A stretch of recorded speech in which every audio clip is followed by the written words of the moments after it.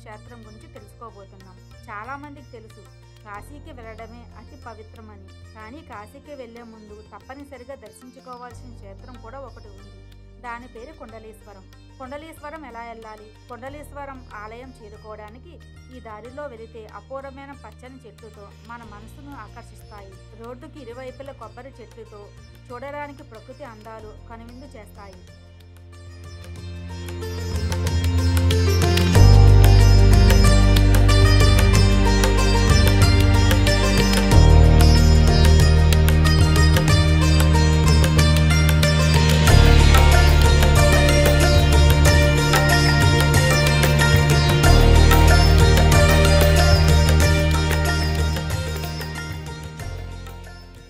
ఈ కుండలేశ్వర స్వామి ఆలయం వరమల్లుకు దగ్గరలో కాట్రేనుకోన మండలంలో ఉంటుంది.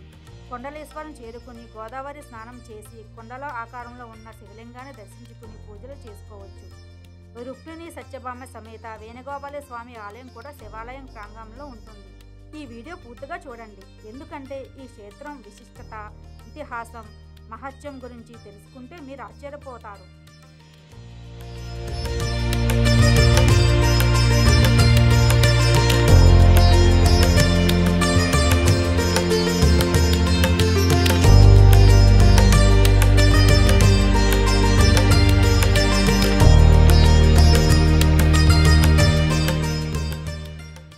కాశీ విశ్వేశ్వరుని దర్శించుకుంటే ఎంతటి పుణ్యం కలుగుతుందో అంతటి పుణ్యం కలిగిన దేవాలయం ఇది. తూర్పు గోదావరి జిల్లాలో గోదావరి నది తీరంలో ఈ క్షేత్రం ఉంది. ఇక్కడ గోదావరి నది వృద్ధ గౌతమి అని పిలుస్తారు. ఆ నదిలో స్నానం చేసి కుండలేశ్వర స్వామిని అభిషేకం చేసుకుని ఆ తర్వాత కాశీకి వెళ్లాలని పెద్దలు చెబుతారు. అతి ప్రాచీనమైన ఈ క్షేత్రానికి 1,00,000 మంది భక్తులు వస్తుంటారు. ముఖ్యంగా ఉత్తరాయణం పితృకార్యాల కోసం ఈ గోదావరి తీరం ప్రత్యేకంగా ప్రసిద్ధిగాంచింది.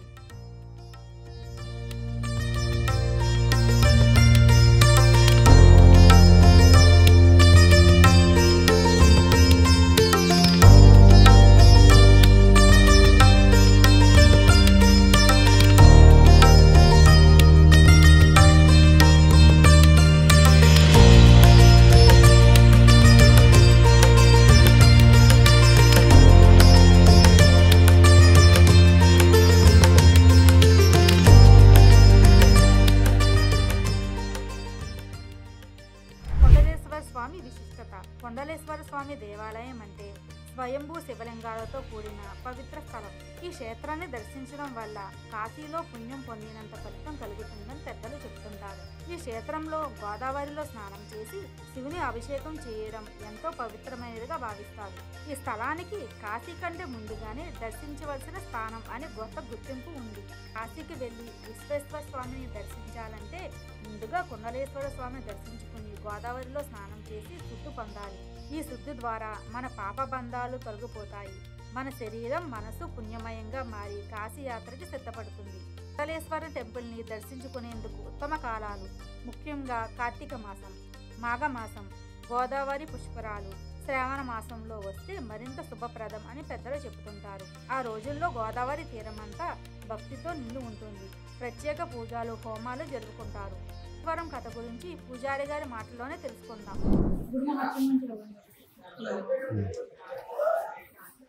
ఈ స్వామివారి పేరు కుండలేశ్వర స్వామి. ఈ గ్రామం పేరు కుండలేశ్వరం. ఇక్కడ ప్రవహించే గోదావరి పేరు వృద్ధ గౌతమి నది, మరి యొక్క పేరు కుండల తీర్థం. ఈ స్వామికి ఆ పేరు ఎలా వచ్చిందంటే లోపల స్వామివారి రూపం చూసారామా, పైన గోడాకారం వచ్చి ఈ పక్క పక్క నొక్కినట్టుగా ఉంటుంది. ఈ స్వామిని చూపించండి ఒకసారి స్తంభం మీద. ఆ పైన గోడుగా ఉన్నదే చెవుకు పెట్టుకునే కుందనాలు.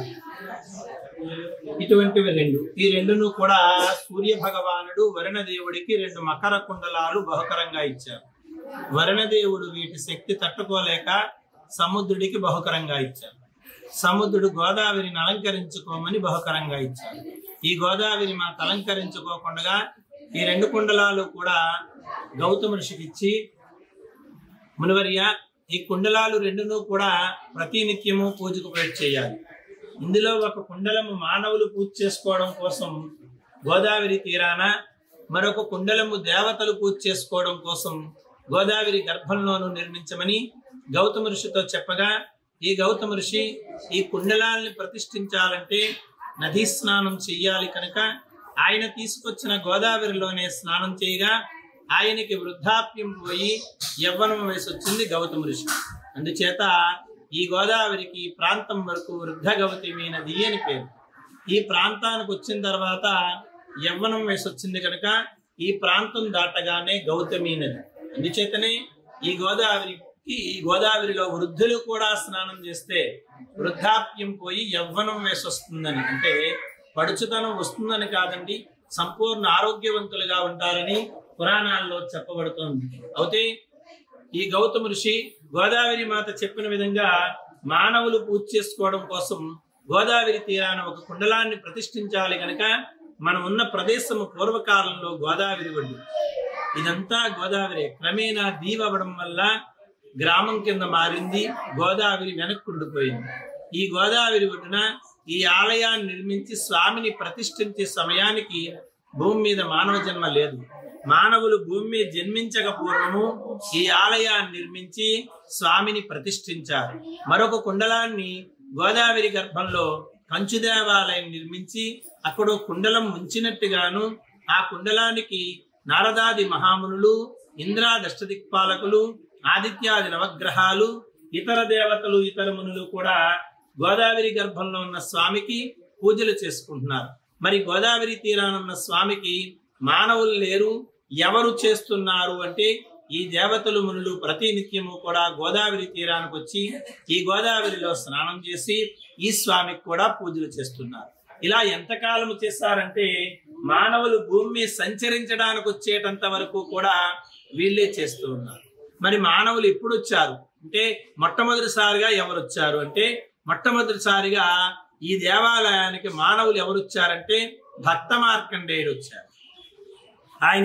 ఆయనకి ఆయుష్ తీరే సమయానికి తల్లిదండ్రులు బాధపడుతుంటే, ఎందుకమ్మా బాధపడతారు, నాకు ఆయుష్ ఇచ్చింది ఆ పరమేశ్వరుడు, నన్ను తీసుకెళ్లేది కూడా ఆయన చింతకే, కనుక మీరు అనుమతిస్తే నేను ఆయన్ని వేడుకుంటాను అని చెప్పి భక్త మార్కండేయుడు భూమండలంలో ఉన్న శైవ క్షేత్రాలన్నీ దర్శించి ఈ క్షేత్రానికి వచ్చారు.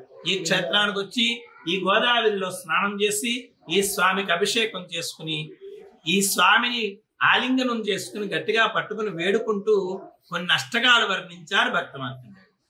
ఈ భక్త మార్కండేయుడు వచ్చి వెళ్ళిన తర్వాత ఆదిశంకరాచార్యుల వారు వచ్చారు ఈ క్షేత్రానికి. నడిచొచ్చే దేవుడని మనం అనుకుంటూ ఉంటాం. ఆయన ఈ క్షేత్రానికి వచ్చి ఈ గోదావరిలో స్నానం చేసి ఈ స్వామికి అభిషేకం చేసుకుని భక్త మార్కండేయుడు వర్ణించిన అష్టకాలని లిఖిత పూర్వకంగా రాశారు. అవే చంద్రశేఖరాష్టకాలు. చంద్రశేఖరాష్టకాల్లో భక్త మార్కండేయుడు కుండలేశ్వర స్వామిని పట్టుకుని వేడుకున్న శ్లోకము 4వ శ్లోకం. ఇంతకీ కుండలేశ్వర స్వామిని పట్టుకుని భక్త మార్కండేయుడు ఏమని వేడుకుంటున్నాడంటే, కుండలీకృత కుండలేశ్వర కుండలం వృషవాహనం నరదాది మునీశ్వరస్తుత వైభవం భువనేశ్వరం అంధకాంతకమాశ్రిత అమర పాదపం మదనాంతకం చంద్రశేఖరమాశ్రయే మమ కింకర్షతి వయ్యమః. ఓ కుండలాకారంలో ఉండే కుండలేశ్వర స్వామి, వృషభ వాహనుడవై ఉన్నావయ్యా, నారదాది మహామునుల చేత అర్చించబడుతున్నావయ్యా. అంధకాంతక రాక్షసులు శివభక్తుల్ని సంహరిస్తుంటే ఆ రాక్షసులను నీవు సంహరించావయ్యా. ఈ యమకింకరుల నుండి నన్ను కాపాడలేవేటయ్యా కుండలేశ్వర అని భక్త మార్కండేయుడు కుండలేశ్వర స్వామిని పట్టుకుని వేడుకున్నాడు. 15వ శతాబ్దంలో శ్రీకృష్ణ దేవరాయల పరిపాలనలో శ్రీనాథ మహాకవి ఆయన ఈ క్షేత్రానికి వచ్చి ఈ గోదావరిలో స్నానం చేసి ఈ స్వామికి అభిషేకం చేసుకుని ఇక్కడ నుండి కాశీ వెళ్ళి అయిన కాశీఖండాన్ని తెలుగులో రాస్తూ కాశీలో ఉన్న విశ్వేశ్వరుడితో సమానమైన కుండలేశ్వర స్వామి అని కాశీ పురాణంలో రాశారు శ్రీనాథ మహాకవి. మరి శ్రీనాథ మహాకవి కాశీఖండంలో రాశారు. మరి ఈ క్షేత్రం గురించి ఇంకా ఏ ఏ పురాణాల్లో వర్ణించబడింది అంటే కాశీఖండము, భీమఖండము, బ్రహ్మాండ పురాణము, గౌతమి గ్రంథము, మార్కండేయ పురాణము, శైవ కళ్యాణ ప్రకరణ, శివ పురాణంలోనూ కూడా ఈ క్షేత్రం గురించి వర్ణించబడింది. మరి శ్రీనాథ మహాకవి వచ్చి వెళ్ళిన తర్వాత ఈ స్వామికి ఎవరు చేస్తున్నారు అంటే మా తరాల వారం మేము చేస్తున్నామండి ఇక్కడ అర్చకత్వం. అయితే కాశీలో ఉన్న గంగాదేవి ఆవిడ రూపం ఎలా ఉంటుందంటే హంస ఎంత తెల్లగా ఉంటుందో అంత తెల్లటి గంగాజలాలు. అయితే ప్రతిరోజు కూడా ఎన్నో వేల మంది భక్తులు వెళ్లి స్నానాలు చేసి పాపాలు వదులుస్తున్నారు. ఈ గంగాదేవి ప్రతిరోజు ఈ పాపభారం మోయలేక రాత్రి సమయంలో ఈ గోదావరి కాకి రూపం దాల్చి గోదావరి తీరానికి వచ్చి గోదావరిలో స్నానం చేసి పాపాలన్నీ ఇక్కడ వదులుచుకుని కాకి రూపాన్ని ఇక్కడ వదిలిచేసి హంస రూపం దాల్చి మరలా కాశీ వెళ్తారు. ప్రతిరోజు చేసే దినచర్య కాశీలో ఉన్న గంగాదేవి. అంతేకాకుండా మన భూమండలంలో ఉన్న పుణ్యనదులన్నీ కూడా ప్రతిరోజు పాపభారం మోయలేక రాత్రి సమయంలో ఈ గోదావరి తీరానికి వచ్చి ఈ గోదావరిలో స్నానం చేసి పాపాలన్నీ ఇక్కడ వదులుచుకుని కాకిరు యథాస్థానానికి వెళ్తున్నాయి మరలా ఈ నదులన్నీ కూడా. అంతేకాకుండా ఈ ఆలయానికి వచ్చే భక్తులందరూ కూడా ముందుగా గోదావరి స్నానం చేసి స్వామిని దర్శనం చేసుకుంటున్నారు. మరి ఇంతమంది వచ్చి గోదావరిలో స్నానాలు చేసి పాపాలు వదులుస్తుంటే మరి గోదావరి మాతకు పాపభారం పెరిగిపోవట్లేదండి. అప్పుడు సముద్రం అన్నట్టండి గోదావరి మాతతో ఏమని, ఓ దేవి రోజుకు 3 పర్యాయాలు నేను నీ చింతకొస్తా, నీ దగ్గరున్న పాపాలన్నీ నేను తీసుకెళ్లిపోతూ ఉంటా. అందుచేత ఈ గోదావరికి పర్యాయానికి ఒక్కసారి పునీతం అవుతోంది, మోక్షం చెందుతోంది. అందుచేతనే మన భూమండలంలో ఉన్న పుణ్య నదులన్నిటికీ కూడా 12 సంవత్సరాలకు ఒక్కసారి పుష్కరాలు వస్తాయి. మరి ఈ గోదావరికి ప్రతిరోజు పుష్కరమే. ఎందుచేతనంటే ఈ గోదావరి పేరు వృద్ధగవతిమి నది అని చెప్పుకున్నాం. మరి ఒక పేరు కుండల తీర్థం అని కూడా చెప్పుకున్నాం. ఆ పేరు ఎలా వచ్చిందంటే గోదావరి గర్భంలో ఒక కుండలేశ్వర స్వామి అన్నారు. ఆయన మీదుగా గోదావరి ప్రవహిస్తోంది. అందుచేత కుండల తీర్థం అని పేరు వచ్చింది. మరి అక్కడ ఉన్న ఈ ఆలయంలో ఉన్న స్వామిని భక్తులు తాకడానికి అర్హత లేదు. భక్తుల పేరున మేము ముట్టుకుని మేము పూజ చేయడానికి మాకు అర్హత ఉంది. మరి గోదావరి గర్భంలో ఉన్న స్వామిని భక్తులు తాకడానికి అర్హత ఉంది, కానీ దర్శనం లేదు. దేవతలే పూజలు చేస్తున్నారు. అందుచేత అక్కడున్న కుండలేశ్వర స్వామిని ముట్టుకున్నంత ఫలితం రావాలంటే ఆ కుండల తీర్థంలో స్నానం చేయగా ఆ కుండల తీర్థంలో స్నానం చేసినప్పుడు ఈ కుండలేశ్వర స్వామిని తాకినంత ఫలితం వస్తుంది. అప్పుడు స్వామి దర్శనం కావాలి. అప్పుడు ఈ ఆలయానికి వచ్చి స్వామి దర్శనం చేసుకోవాలి. అంతేకాకుండా ఆ కుండల తీర్థంలో స్నానం చేయగానే ఆ కుండల తీర్థాలు మన శరీరానికి తగలగానే మనకున్న దోషాలు నశిస్తున్నాయి, మనకున్న అనారోగ్యాలు నశిస్తున్నాయి.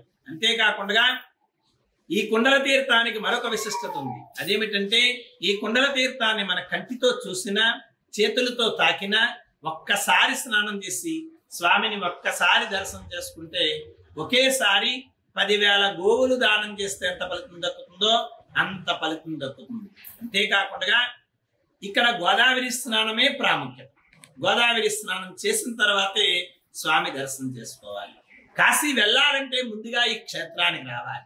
ఇక్కడ గోదావరి స్నానం చేసి ఈ స్వామికి అభిషేకం చేయించుకున్న దర్శనం చేసుకున్న తరువాత కాశీ వెళ్ళి వారికి మాత్రమే మేము సంకల్పం చెప్తాం. ఆ సంకల్పం చెప్పించుకుని కాశీ వెళ్ళి కాశీ నదిలో స్నానం చేస్తే కాశీలో ఉన్న గంగాదేవి అంటుందంటే ఏమని, ఈ భక్తులు వాళ్ళ పాపాలు అక్కడ గోదావరిలో వదులుచుకుని నాకు పాపభారం తగ్గించారు, తక్షణమే వీళ్ళకి శివ సాహిత్యం కలగాలిగా కాని వరమిస్తుందండి కాశీలో ఉన్న గంగాదేవి. అంత విశిష్టమైన తీర్థము క్షేత్రము కూడా. అంతేకాకుండా ఈ కుండల తీర్థానికి మరొక విశిష్టత ఉంది. అదేమిటంటే రోజుకు 3 సార్లు రుచి మారుతూ ఉంటుంది, టేస్ట్ మారుతూ ఉంటుంది. అదేలాగంటే ఇప్పుడు వెళ్ళి స్నానం చేసి వచ్చారనుకోండి, ఉప్పదనం వచ్చిందనుకోండి, సముద్రుడు వచ్చాడు పాపాలు తీసుకెళ్ళాడు. మరలా 3 గంటలు పోయాక 4 గంటలు పోయాక మరలా వెళ్ళి స్నానం చేస్తారనుకోండి, చప్పదనం వచ్చిందనుకోండి, గోదావరి సముద్రంలో కలుస్తుంది. అలాగా ఈ గోదావరికే రుచులు మారుతుంది. కాశీలో ఉన్న గంగాదేవి దగ్గర నుంచి మన భూమండలంలో పుణ్య నదులన్నిటికీ కూడా ఒకటే రుచులు మారవు. ఎందుచేతనంటే అండి ఈ నదులన్నిటి దగ్గర కూడా సముద్రుడు వెళ్ళడు. అందుచేత ఈ నదులన్నీ కూడా ఈ గోదావరి తీరానికి వచ్చి ఈ గోదావరిలో స్నానం చేసి ఇక్కడ సముద్రుడిని కలుసుకుని వీళ్ళ దగ్గర ఉన్న పాపాలన్నీ సముద్రుడికి అప్పచెప్పి మరలా యథాస్థానానికి వెళ్తుంటాయి. అందుచేత ఈ కుండల తీర్థానికి అంత విశిష్టత.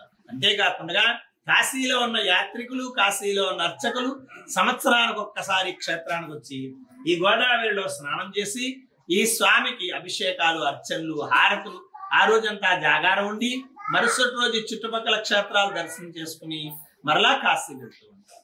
అంత విశిష్టమైన తీర్థం. అంతేకాకుండా ఈ మధ్యకాలంలో బ్రహ్మశ్రీ చాగంటి కోటేశ్వరరావు గారు కాశీ వెళ్తే అక్కడ ఆలయ ప్రధాన అర్చకులు ప్రశ్నించారటండి కోటేశ్వరరావు గారిని. ఏమని ప్రశ్నించారు? కోటేశ్వరరావు గారు, మీరు కాశీ వచ్చారు, బానే ఉంది, కాశీ కన్నా ముందుగా వెళ్ళవలసిన క్షేత్రం మీకు దగ్గరలో ఉంది, కుండలేశ్వర అనే క్షేత్రం. ఆ క్షేత్రానికి వెళ్ళి ఈ క్షేత్రానికి రావాలి. మరి అక్కడికి వెళ్ళారా లేదా అని అడిగారటండి కోటేశ్వరరావు గారు అర్చక స్వామి.